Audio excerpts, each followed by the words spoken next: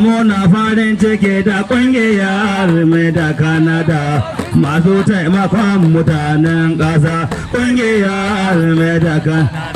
Wannan ƙungiya muna murna da zuwan ta jihar Bauchi sannan ta zo ƙaramar hukumar Katagun. Yan Katagun muna murna da ƙungiyar mai da Canada masu taimakon mutanen ƙasa ƙungiyar mai da Canada.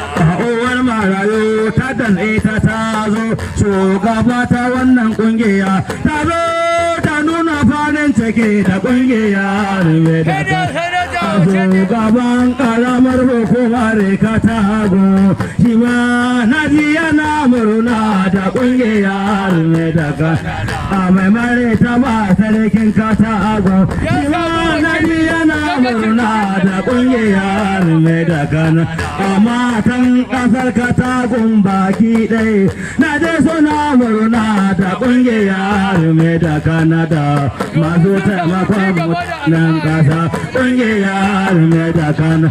Ya Rabbana ya ƙara riƙa mako, Rabbana ya ƙara riƙa mako ƙungiyar mai da Canada masu taimakon mutanen ƙasa ƙungiyar mai da Canada. A uwar marayu ta da sazo don ƙungiyar mai da Canada. A uwar marayu ta da sazo don ƙungiyar mai da Canada.